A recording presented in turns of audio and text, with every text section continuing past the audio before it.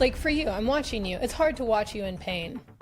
You know, since you hurt your back when your appendix ruptured and you got the pinched nerve in your back.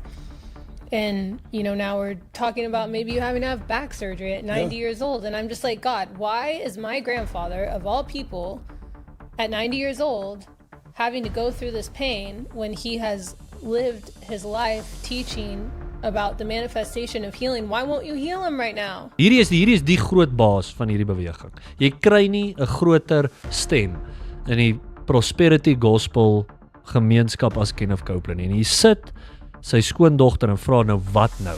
Jy het vir ons hele lewe gesê ons moet net glo en ons sal genees word. Hoekom werk dit nie op jou nie?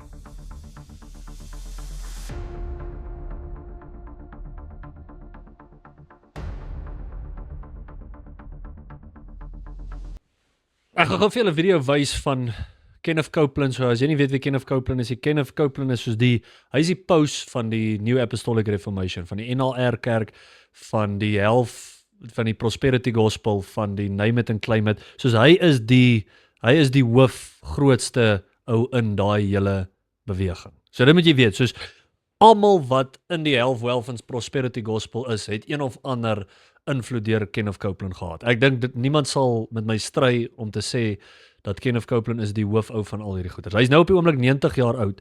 En ek gaan vir julle hier 'n video wys van, en jy kan sien, hy het, dit is so duidelik dat hy soos dementia het. Dis duidelik dat sy kop nie meer werk nie. Hy is nie, en ek sê dit nie in 'n lelike manier nie, dis net vir enige persoon wat hierdie video sien, sal saamstem. En Justin Peters het gister 'n video hieroor gemaak, en ek het net gedink is belangrik om nog verder kommentaar op te lewer, so ek sal vir julle aanmoedig om dit gaan kyk op sy kanaal, die hele ding. Nou ek wil net hier 'n paar goeders uitwys. En kom ek sê vir julle, so die eerste keer as jy hierdie sien, my eerste reaksie was, mens voel sleg vir hom. Soos eerlik, dit is hartseer. Dit is hartseer om dit te sien.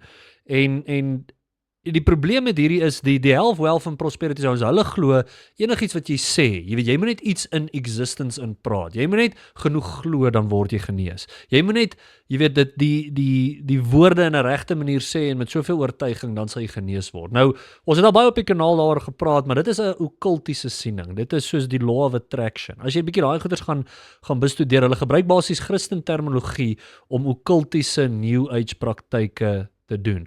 So hulle gebruik skrif om dit te probeer ondersteun, maar ek sal vir julle wys, dis 'n verdraaiing van skrif, of is 'n manipulering van skrif. Hulle het altyd dieselfde versies wat hulle oor herhaal, en mens moet verstaan, baie van dit word uit konteks uitgevat, en dis nie wat die Bybel vir ons leer nie. Die Bybel leer nie vir ons, dat jy moet net 'n ding spreek, en dit kan so wees nie. Die Bybel leer nie vir ons dat jy kan goeders in existence in praat nie. Nou die okkultiese wêreld leer dit vir ons. As jy gaan kyk, 'n prominente ou in hierdie plek is Norman Vincent Peale, wat 'n boek geskryf het, The Power of Positive Thinking. En hierdie is 'n okkultiese boek. Hy was deel van die okkulte, en die punt is, dit is die Satan se manier om hierdie goeders te laat gebeur. Dit is 'n satanistiese praktyk. Thank you, Lord of Hosts. I'm going to be using the AMPC for what I'm reading. And I want you to open to Romans chapter 10.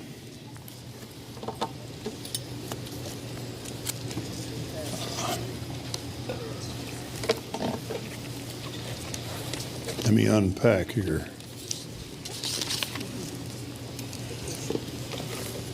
That was what I was studying this morning. All right, in the book of Romans,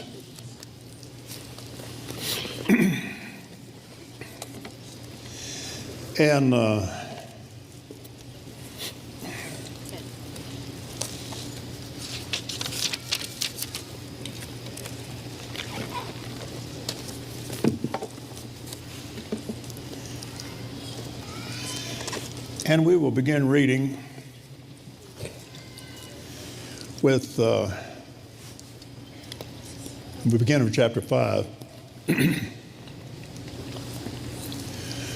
For Moses writes that the man who can practice the righteousness, perfect conformity to God's will, which is based on the law with all its intricate demands, so they live by it. But the righteousness based on faith, imputed by God,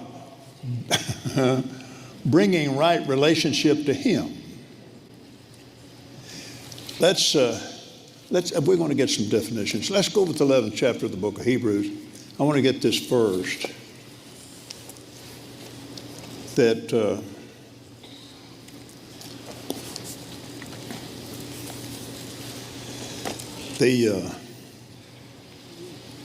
excuse me, 6th chapter. We'll get some, no, the 11th chapter. I'll be back in a minute. Nou, ek glo 100% God wil almal genees. En wat jy moet verstaan is, God gaan éventueel almal genees, maar dis nie te sê dis die kant van die ewigheid nie. Al die tekste wat hulle probeer aanhaal, moet mens verstaan, het die raamwerk van wanneer ons by Christus is, wanneer ons in die hemel is, dan sal al ons krankhede weggevat word. Dan sal daar nie meer dood wees nie, dan sal daar nie meer disease wees nie, dan sal daar nie meer suffering wees nie. Maar ons lewe nou in 'n gevalle wêreld en ons het 'n gevalle liggaam. Elke persoon van ons gaan doodgaan. En Kenneth Copeland is 'n ou wat gesê het hy gaan 120 jaar oud word. En jy kan sien, hy's nou 90. Dit gaan nie nog 30 jaar hou nie. Maar soos ek vir julle sê, mense eerste reaksie op dis hartseer. En ek wil nie met hierdie ding spot nie. Ek moet eerlik vir julle sê, van dit was vir my nogal snaaks. As jy daai hele video gaan kyk, dit is bietjie komieklik om te sien hoe verlore hy is in sy gedagtes. Maar hier is die ding, soos die ouderlinge of die leiers van die kerk moes hier ingetree het en gesê het, die Bybel sê vir ons 'n predikant moet apt to teach wees in 1 Timoteus 3. Hy moet die vermoë hê om te kan leer en gee en hy kan nie. Soos eerlik, jy kan in hierdie video sien, daar's absoluut niks meer in sy hy is nie meer in 'n posisie om dit te doen nie, maar jy weet, omdat hierdie ouens glo, ons moet dit net spreek. Ons moet net glo, dan sal Kenneth fine wees om te preek. Want dit is hulle teologie. Dit is wat hulle sê, terwyl enige persoon met 'n brein sou gesê het, hierdie ou is nie nou in 'n plek om dit te kan doen nie. Maar my eerste reaksie is jy's hartseer en dit vul jou, en dan dink ek, yes, moet mens video's oor hierdie goeters maak, jy weet, mens wil nie 'n ou net uithaal waar is, en dan moet jy teruggaan en dink wat hierdie ou met sy lewe gedoen het. Dan moet jy gaan en besef, hy het die woord van God gebruik, gemanipuleer en geverdraai om 'n multi-miljonair te wees. As jy gaan kyk, as ons gou hierso vir 'n oomblik gaan kyk, wat is sy netwerf? So, Kenneth Copeland se netwerf is tussen 300 miljoen en 760 miljoen dollar. Nou, ek dink meeste mense hoor dit en sê, ja, dis enorme hoeveelheid geld. So ek dink die mense verstaan, hy's in 'n elite groep van die rykste mense in die wêreld. So as jy gaan kyk in rand, as ek net vinnig hierso dink, wat is dit? Dit is soos hier by 10 biljoen rand. Jy weet, as dit meer na 700 miljoen se kant is, 700 miljoen dollar. So hierdie ou is 'n multi-biljoenêr, en wat hierdie ouens doen, gaan kyk na hulle teachings. Hulle sê vir mense, jy weet, moenie na 'n dokter toe gaan nie. Moenie jou krankhede na jy's net siek omdat jy nie genoeg geloof het nie. En saam met dit sal hulle sê, betaal vir ons geld oor. Dis dieselfde ding wat Benny Hinn gedoen het. Betaal vir ons geld oor en dan sê jy genees raak. En daar's letterlik mense, hulle prey op arme mense wat nie genoeg geld het om hierdie goeders te doen, om by hulle geld te kry, om mense te forceer om tiendes te gee. Hulle sê vir hulle, jy moet tiende gee, en weens enige pastoor wat sê dis 'n moet, soos hoofletter M, dis nie wat die Bybel sê nie. Tiende gee is 'n Ou Testament konsep, ons het al daaroor gepraat. Nêrens in die Nuwe Testament sê dat ons moet tiende gee. Nou ek dink weens is 'n goeie ding om tiende te gee.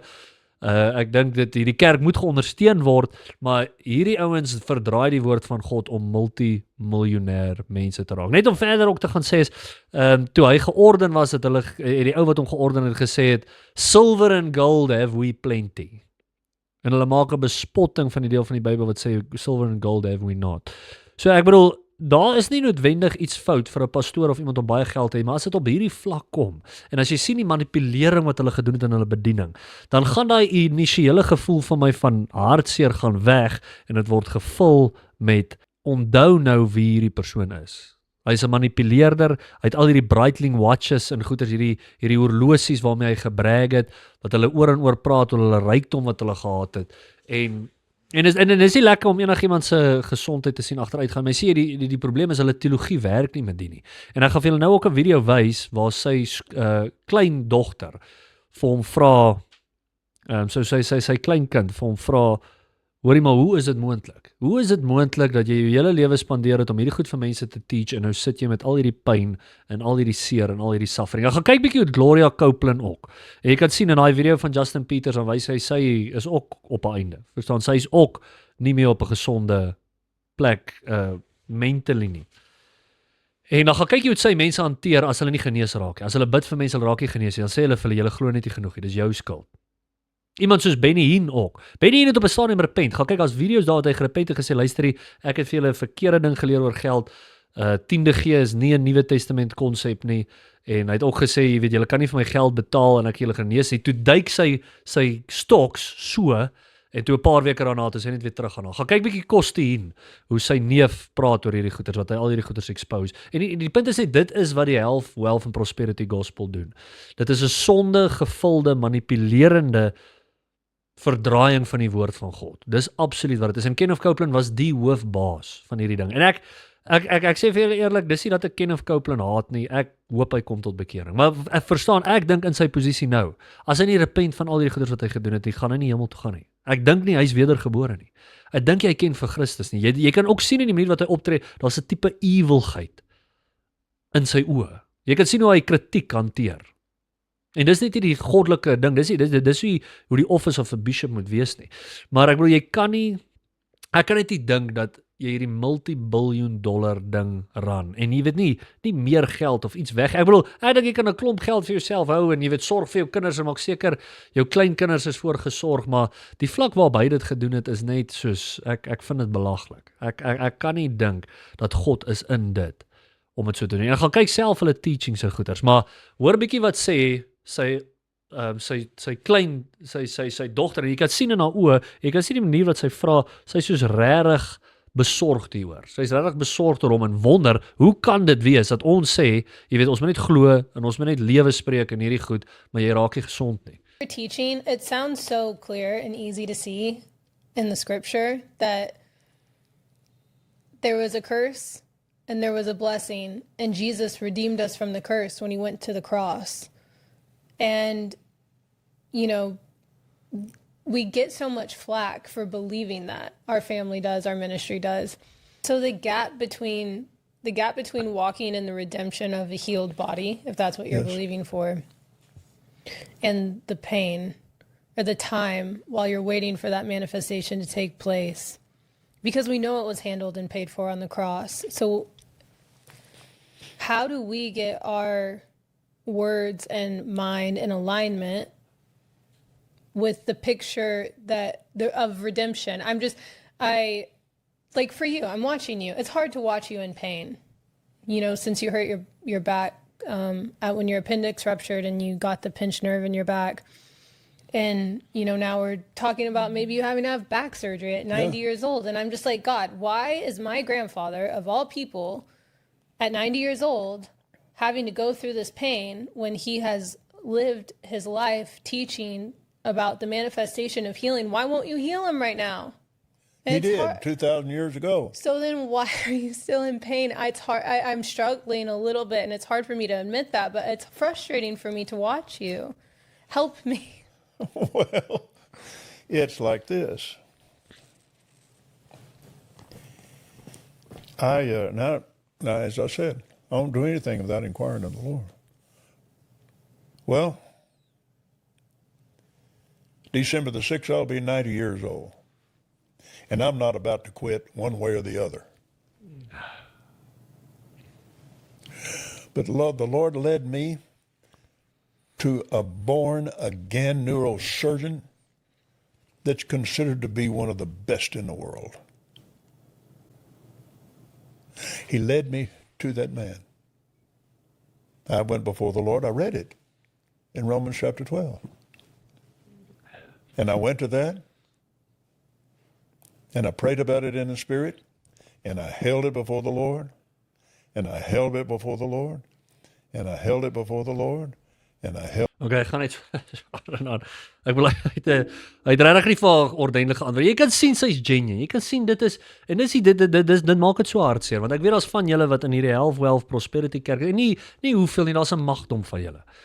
En baie van julle wat hierdie video moet stuur vir van die mense in daai kerke en net besef, hierdie is die groot baas van hierdie beweging. Jy kry nie 'n groter stem in die Prosperity Gospel gemeenskap as Kenneth Copeland. En hy sit sy skoondogter en vra nou, wat nou? Jy het vir ons hele lewe gesê, ons moet net glo en ons sal genees word. Hoekom werk dit nie op jou nie? En dis so fair vraag, want hier is die ding, ons weet God genees, maar dis volgens sy wil. Dis God kies wie gaan hy genees en wie. Nou kom ek verduidelik vir die een ding is, ons almal gaan genees wees in die volgende deel van die ewigheid. Almal, elke laaste liewe een, elkeen van ons wat in Christus is en vir hom volg, sal genees word volkome. Dis wat jy moet besef. Ons het een keer gehad by ons, wat ons gebid het vir een van ons vriendinne se ouma om genees te word, en toe daai volgende dag toe sy oorlede. En toe ons weer die volgende week, jy weet, by die selfgroep praat daaroor, toe sê ons, dis jammer, en ek gewonder, hoe gaan ek dit nou beantwoord, en ons het so mooi die Here vertrou en gebid, en toe sê sy, maar luister, sy is genees, want sy is nou by die Here. So sien, dis 'n ander manier om te dink. Ons is so hier en nou gefokus. Ons is so, ons soek die healing nou. Ons is so, ons soek al die antwoorde nou. Terwyl ek dink die Bybel is duidelik dat in die volgende lewe sal ons genesing hê. En sal alles van hierdie goeie reggemaak word. Maar ek bedoel, Kenneth Copeland gee, julle kan die hele ding gaan kyk, ek wil nie my konteks uitvat nie, maar julle kan dink hoe dit gaan, julle wat hierdie tipe ouens ken, en hy gee 'n incoherent, sinnelose antwoord. En die probleem is, hierdie gaan weer gebeur. En dit gaan met ander mense gebeur, en party mense, dalk iemand soos sy, ek hoop nie so nie, verlaat die geloof, want hulle het 'n vals teologie geglo. Hulle het nie die Bybel reg verstaan nie, hulle het nie rightly divide the word of truth nie, en het éventueel goeders geglo wat nie deur die Bybel geleer word. Ons moet verstaan dat die Bybel is geskryf in 'n apostoliese era toe dit nodig was, eerstens, vir Christus en die apostels om klomp wonderwerke te doen. Nou ek glo niemand vandag het die vermoë om 'n wonderwerk te doen nie. Christus alleen kan wonderwerke doen, en hy kies wanneer 'n wonderwerk gebeur in ons konteks vir vandag. Maar in daai tyd was dit nodig, want hulle het nie 'n volkomme kanon gehad nie. Ek bedoel, dis net vir my logies, en dit maak net vir my sin. Met ander woorde, ek en jy moet gaan en vir mense bid. Ons kan vir Kenneth Copeland bid en al hierdie mense, maar dis nie dat ek en jy die gift van healing het, soos daai ouens gehad het nie. Ek dink nie, dit is vir my duidelik wat die skrif sê. Maar dit is nie, my idee is nie net om te praat oor cessationism, al hierdie goeters nie. As jy 'n continuation is, dis fine, maar verstaan en sien dat dit is nie altyd die Here se wil om te genees hierdie kant van die ewigheid nie. Daar's baie keer in mense krankhede wat my sekere goeters besef. En ons almal, die Bybel sê vir ons, it's appointed for man to die once and thereafter the judgment. Maar verstaan, Kenneth Copeland het mense mislei deur sy hele bediening. En hier sê jy nou sê hy het 'n born again neurosurgeon gekry. Hoekom is dit nodig, Kenneth, as jy nie net jouself kan genees nie? Hoekom kan jy nie jouself genees nie? Verstaan jy, want dis 'n vals teologie. Dis 'n vals ding wat hierdie prosperity ouens glo. En verstaan dat baie van julle wat in hierdie kerke is, soos Leon de Pre se kerk, wat hierdie tipe goeters vir mense leer. Julle moet uit daai kerke uitgaan.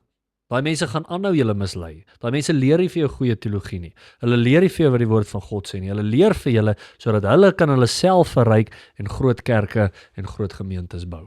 Mense wat Kenneth Copeland geplatform het, jy het geen discernment nie. Jy kan nie hierdie ouens in hulle ministry ondersteun nie. So alhoewel dit hartseer is om te sien 'n ou man wat besig is om agteruit te gaan in sy gesondheid, moet ons verstaan dat hy was 'n vals profeet in elke sin van die woord. In elke sin van die woord wil ek hê hy moet tot bekering kom. Ek is bang as hy doodgaan soos hy daar sit, gaan hy nie hemel toe gaan nie, want hy ken nie vir Christus nie. Verstaan jy hoe erg is dit? Ek dink dit is seker die ergste, mees verkeerdste ding wat jy kan doen, is om die woord van God te gebruik om jouself te verryk. Ek kan letterlik nie aan iets erger dink as om dit te doen nie. En die woord van God te verdraai. En jy weet, omarm mense wat sukkel met hulle finansies, of hulle te sê, moenie na 'n dokter toe gaan nie, jy weet, kom net laat ek vir jou bid, gee vir ons geld en dan sê genees word. Dis wat hierdie ouens teach. Dis wat hierdie ouens doen. En so op die ouene van die dag is dit net hartseer.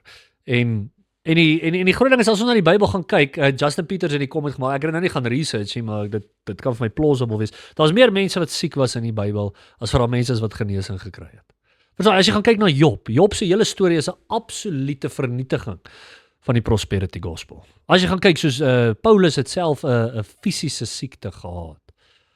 Ek wil oor en oor in die Bybel sien ons net vir al hierdie karakters wat sukkel met fisiese pyn. En was nie net van zoep elke oomblik en hulle kan genees word nie. Genesing was in spesifieke dele van die Bybel gebruik. En nog steeds, ek het die challenge al uitgesit vir die ouens wat hierdie idee volg van ons kan net goeters jy weet, ons moet net genoeg glo, net genoeg goeters spreek, dan sal dit gebeur. Dan sê ek soos, wys my organiese genesing.